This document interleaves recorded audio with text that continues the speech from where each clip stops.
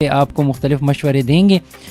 سامعین کرام، آپ کو بتاتے چلیں کہ vice chancellor Gomal university professor doctor Iftikhar Ahmad تمغہ امتیاز کی خصوصی ہدایات پر یہ پروگرام قدم قدم آباد کو شروع کیا گیا ہے، اور اس پروگرام میں live stock, dairy farming, poultry farming اور پالتو جانوروں اور پرندوں کے متعلق ہم مختلف موضوعات پر بات کرتے ہیں، اور اس سلسلہ میں ہر ایک پروگرام میں ہمارے ساتھ ایک نئے مہمان اور ایکسپرٹ شخصیت موجود ہوتے ہیں جو آپ کو اپنے اس شعبہ کے متعلق مختلف جو عوامل ہوتے ہیں، جو مختلف مسائل ہوتے ہیں، آپ کو اس پر آپ کی رہنمائی کرتے ہیں۔ تو ڈاکٹر امداد صاحب، ایک دفعہ پھر آپ کو ہم پروگرام میں خوش آمدید کرتے ہیں۔ اور ڈاکٹر صاحب، یہ سامعین جو ہے نا ہمارے یہ جاننا چاہتے ہیں کہ پاکستان میں گھوڑوں کی جو کون کون سی نسلیں پائی جاتی ہیں؟ پاکستان میں گھوڑوں کی ایک تو لوکل نسلیں ہیں جو قدیم سے ہی جو پاکستان کے مختلف علاقوں میں آباد ہیں، اور ان کا کوئی خاص نام تو نہیں ہے، مگر علاقے کی نسبت سے ان کو اپنے نام دیے جاتے ہیں، جس طرح بلوچی قسم ہو گئی، سندھی ہو گئی، کچھ یہ مری ٹائپ پہ نکرے سفید گھوڑے زیادہ پائے جاتے ہیں۔ صحیح۔ اور پنجاب میں کچھ اس کی خاص نسلیں ہیں جن کے اپنے اپنے نام ہے، مورنا، سائیں، کاکا، برا والا، انمول۔ صحیح۔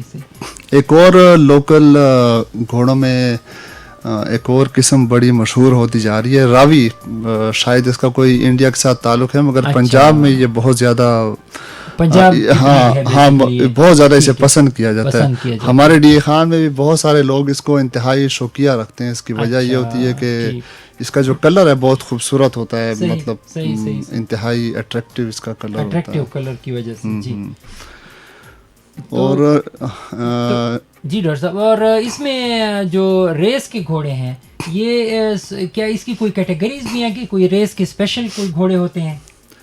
ہاں، ریس میں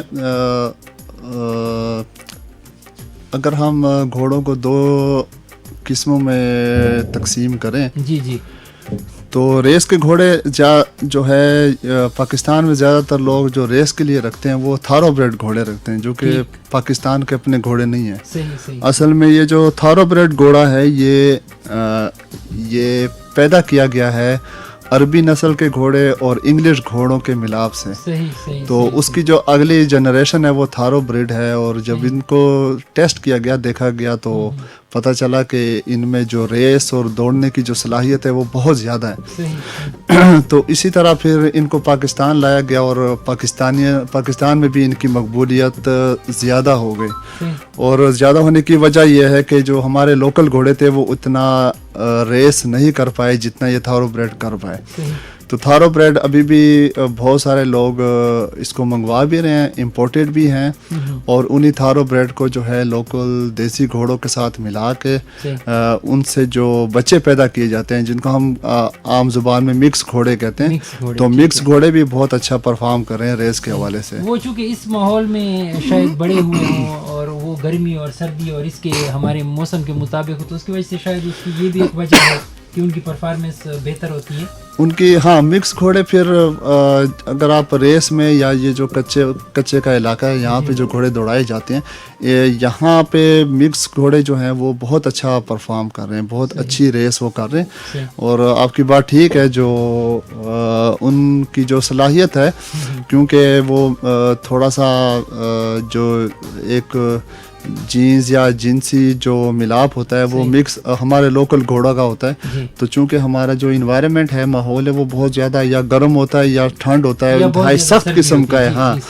تو وہ اس سخت ماحول کے ساتھ بہت اچھا اس کو برداشت بھی کر سکتے ہیں، اور وہ اچھا پھر پرفارم بھی اچھا کرتے ہیں، اپنا صلاحیت بھی اچھی دکھا سکتے ہیں۔ اور ڈاکٹر صاحب، یہ گھوڑے جو ڈانسنگ کے لیے لوگ رکھتے ہیں، جس میں یہ گھوڑے اس سے کوئی نسل میں مختلف ہوتے ہیں، یا یہ بھی اسی مکس جو ہارسز ہیں یہ وہی؟ نہیں، زیادہ تر جو ڈانس وغیرہ کے لیے رکھتے ہیں یہ تھارو بریڈ تو نہیں ہوتے، لوکل زیادہ تر ہوتے ہیں، مگر کچھ تھارو بریڈ بھی ہوتے ہیں۔ مگر تھارو بریڈ کا چونکہ اس میں تھوڑا سا کلر کا ڈیفرنٹ ہوتا ہے، پاکستان میں جو سفید کلر کے جسے ہم نکرا کہتے ہیں گھوڑے ہیں، ان کو پھر لوگ پسند کرتے ہیں, ان کی باقاعدہ ٹریننگ کی جاتی ہے, خوبصورت لگتا ہے. ہاں وہ پھول وغیرہ پہنا کے تو وہ پھر ڈانس وغیرہ سکھایا جاتا ہے ان کو. جو کلچرل ہمارے جس کو کہتے ہیں ڈھول کی تاپ کے اوپر. جی ہاں بالکل بالکل, ہمارا جو ثقافتی ہے اس کے حوالے سے پھر ان کو استعمال کیا جاتا ہے. بالکل. اچھا ڈاکٹر صاحب, یہ جو لوگ گھوڑے رکھتے ہیں وہ کون سی کوئی جس میں ہم کہتے ہیں نا کہ کچھ بیماریاں اور کچھ مسائل ایسے ہیں جن کو ہم فارمرز کو ایجوکیٹ کرنے کی بھی ضرورت ہے, وہ چھوٹے چھوٹے مسائل ہوتے ہیں, تو تھوڑے سے اس کے بارے میں اگر ہم اپنے فارم پہلے ہم بات کر لیتے ہیں اس کی بیماریوں کے متعلق. تو اس کی کوئی عام بیماریاں کون کون سی ہیں جو اس علاقے میں گھوڑوں کو متاثر کرتی ہیں؟ ہاں جو میں دیکھ چکا ہوں اس میں رت مترا کی جو بیماری ہے وہ بہت زیادہ ہے. صحیح. اور عموماً یہ اگست, جولائی, اگست اور ستمبر کے مہینے میں یہ بیماری بہت زیادہ ہوتی ہے. صحیح. اور اس کی وجہ یہ ہوتی ہے کہ جو چچڑیاں وغیرہ ہوتی ہیں اور جو مکھیاں وغیرہ ہوتی ہیں ان کی یہ بہت زیادہ ہوتی ہیں اس موسم میں, جو کہ اس بیماری کو منتقل کرتی ہے گھوڑوں میں. تو رت مترے کی بیماری زیادہ ہے, گھوڑوں کے جو پیٹ کا درد ہے وہ زیادہ ہے. ایک اور انسیفلائٹس وائرس کی بیماری ہے جس میں 3 دن میں گھوڑا مر جاتا ہے, وہ بہت زیادہ ہے جو کہ ایک مکھی کی وجہ سے ہوتی ہے. اس کے علاوہ اس میں یہ عام انفلوئنزا, اسٹرینگل, یہ بیماریاں بھی زیادہ ہیں. اچھا ڈاکٹر صاحب, یہ اس میں ایک سوال ابھی جو بہت امپورٹنٹ میرے حساب سے ہے کہ اگر بہت ساری بیماریاں صرف یہ چیچڑ اور اس کی جو مکھیاں ہیں ان کی وجہ سے ہیں, تو اس کا مطلب ہے کہ اگر فارمر حضرات جو ہمارے زمیندار حضرات ہیں, جو شوقین حضرات ہیں, گھوڑے پالتے ہیں, وہ اگر اس کا مطلب ہے کہ جو گھوڑوں کا استبل ہے جس کو رکھنے کی جن کی جگہ ہے اس کو مطلب ہے کہ اگر اچھی طریقے سے صاف کر لیں اور تو اس کا مطلب وہ یہ ان بیماریوں سے جی ہاں بالکل آپ کی بات ٹھیک ہے. اصل میں گھوڑوں کی تو بہت زیادہ کیئر کی جاتی ہے. عموماً جو لوگ رکھتے ہیں تو ان کا اپنا گائے بھینسوں کا بھی فارم ہوتا ہے اور ساتھ میں انہوں نے 2 یا 3 گھوڑیاں یا گھوڑے بھی رکھے ہوتے ہیں. ہاں ہابی میں آ جاتا ہے. اب یہاں پہ مسئلہ یہ ہوتا ہے کہ گھوڑوں کے لیے تو چونکہ گھوڑا تو نازک جانور ہے, ایک اسپیشل بندہ ہوتا ہے, ان کی کیئر کرتا ہے, صفائی کی, ہر چیز کی. مگر مسئلہ یہ ہوتا ہے کہ وہ گھوڑوں کو بھی دوسرے جانوروں کے ساتھ اکٹھا ان کو رکھا جاتا ہے, اور باقی جانوروں میں پھر یہ چیچڑیوں کا مسئلہ زیادہ ہوتا ہے. تو وہاں سے یہ چیچڑیاں یا مکھیاں بآسانی گھوڑے تک جا سکتی ہیں اور گھوڑے میں یہ بیماری منتقل کر سکتی ہیں. تو اس میں پھر یوں کرنا چاہیے ہمارے جو کسان حضرات ہیں کہ آپ گھوڑے کو تھوڑا سا فاصلے سے رکھیں, دور رکھیں, اور دوسرا آپ گھوڑے کی اچھے طریقے سے صفائی کریں. باقی جانوروں کی بھی کرنی چاہیے, ایسا نہیں ہے, کیونکہ اگر ان میں بیماری آتی ہے تو وہ بھی نقصان کا باعث بنتی ہے. اور جو فارم ہے, جو اس کے کونے وغیرہ ہیں, وہاں پہ یا تو آپ چونا وغیرہ پھینک دیں مکمل, اس کو بند کر دینا, یا وہاں پہ جو اسپرے ہوتا ہے جو ہمارے ایگریکلچر جو پیسٹیسائڈ کا جو اسپرے ہوتا ہے, تو یا تو آپ وہ اسپرے کریں, مہینہ 2 مہینے کے اندر ایک بار ضرور وہ اسپرے کریں, تاکہ وہاں پہ چیچڑ وغیرہ, ہاں چیچڑ وغیرہ, مکھیاں وغیرہ نہ ہو. بالکل. ایک اور میں بتانا چاہوں گا, جو گھوڑے رکھ رہے ہیں یہ تھوڑا, اگر یہ عموماً آپ نے یہ مونا ڈیپو اور یہ جو بڑے بڑے فارم وہاں پہ آپ نے دیکھا ہوگا, تو وہاں پہ وہ دھواں بنایا جاتا ہے, دھواں, ہاں شام کو. تو آپ کو ایک ایسی چیز سلگھائیں کہ جس سے دھواں نکلتا رہے, اور اس کا فائدہ یہ ہوگا کہ جو مکھیاں ہیں جو کہ بیماریاں, خطرناک مکھیاں جو کہ بیماریاں منتقل کرتی ہیں, کوئی ہے جس کو اگر وہ سلگایا جائے وہ ملتی بھی ہے بازار میں بڑی آسانی سے. ہاں بالکل بالکل, جراثیم کش بھی ہے اس کا, جراثیم, ہاں وہ بالکل بالکل بالکل وہ والی ہے. اس کا مطلب ہے کہ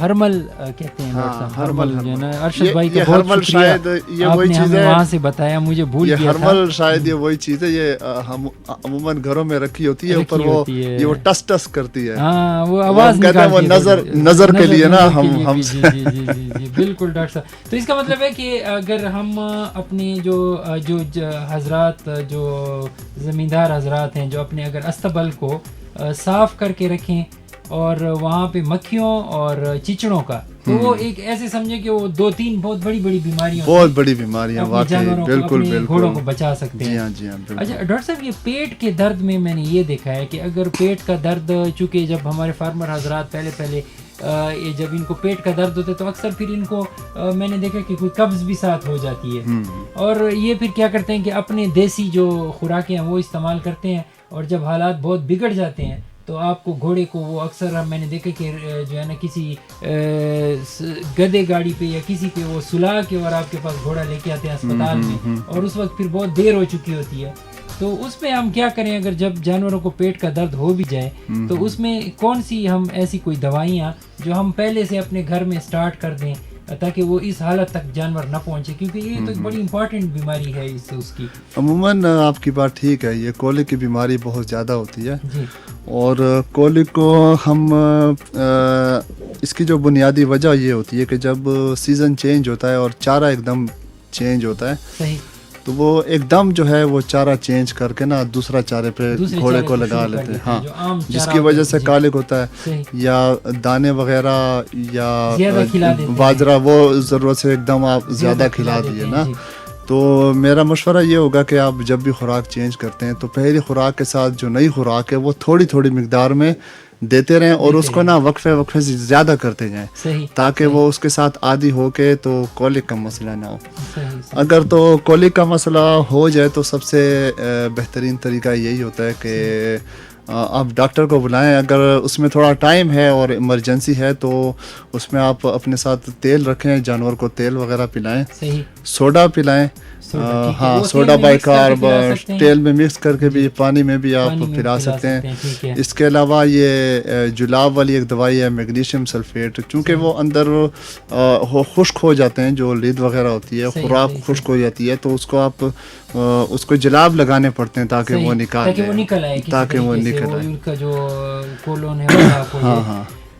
ایک اور چیز میں بتاؤں گا، یہ عام پنساریوں کے ساتھ ملتی ہے، مسبر، ہاں 30 گرام اگر وہ کھلائیں تو اس سے بڑا زبردست جو ہے ہوا بھی نکل جاتی ہے. صحیح. اگر جانور کو انیشیلی کوئی مسئلہ ہو تو اس کو اس سے ریموو کیا جا سکتا ہے. تو یہ ڈاکٹر صاحب کی قیمتی باتیں ہیں جی، یہ بڑی قیمتی نسخے ہیں. ڈاکٹر صاحب کو بڑا ایکسپیرینس ہے، تقریباً کوئی 15 سال کا، جو میرے ڈاکٹر صاحب اس طرح ہی ہوگا 15-16 سال کا تقریباً ہے. تو 15-16 سال ڈاکٹر صاحب اس گھوڑوں کے متعلق امور میں بہت مہارت رکھتے ہیں، اور یہ بڑی قیمتی نسخہ تھا. جیسے ابھی انہوں نے بتایا مصبر کا، یہ مجھے خود بھی نہیں پتہ تھا، ایون میں بھی کبھی کبھی یہ تھوڑی سی پریکٹس ہم کر لیتے ہیں. تو یہ جن سامعین نے ہمارا پروگرام ابھی جوائن کیا ہے تو ہم ان کو بتاتے چلیں کہ آج ہمارا جو پروگرام ہے وہ گھوڑوں کے متعلق جو عام بیماریاں ہیں اور ان کی دیکھ بھال ہے اس کے متعلق ہیں. اور اگر وہ کوئی سامعین ہمارے پروگرام کو جوائن کرنا چاہتے ہیں تو وہ کیمپس ریڈیو کے نمبر 0335-506-3336، ایک دفعہ میں اردو میں بتا دیتا ہوں، 0335-506 اور 3336 کے اوپر آپ اپنا SMS کر سکتے ہیں. آپ اپنا وائس میسیج واٹس ایپ پہ کر سکتے ہیں، اور ہم آپ کے واٹس ایپ میسیجز کو لائیو بھی چلا سکتے ہیں اگر آپ کہیں تو. سامعین کرام، آپ کو بتاتے چلے کہ پروگرام قدم قدم آباد vice chancellor Gomal university professor doctor Iftikhar Ahmad تمغہ امتیاز کی خصوصی ہدایات پر ہر بدھ کو دن 11 بجے سے 12 بجے ہم آپ کی خدمت میں پیش کرتے ہیں. اور اس پروگرام میں life stock, dairy farming, poultry farming, پالتو جانوروں اور پرندوں کے متعلق ہم مختلف موضوعات پر بات کرتے ہیں. اور اس سلسلہ میں اس شعبہ کے جو ایکسپرٹ حضرات ہیں، جو ڈاکٹر حضرات ہیں، وہ ہمارے ساتھ شامل ہوتے ہیں اور آپ کی رہنمائی کرتے ہیں مختلف عوامل کے اوپر، اور آپ کو ان کی بیماریوں اور ان کی دیکھ بھال سے متعلق آپ کو وہ ٹریننگ ایک قسم کی دیتے ہیں، آپ کو ٹرین کرتے ہیں.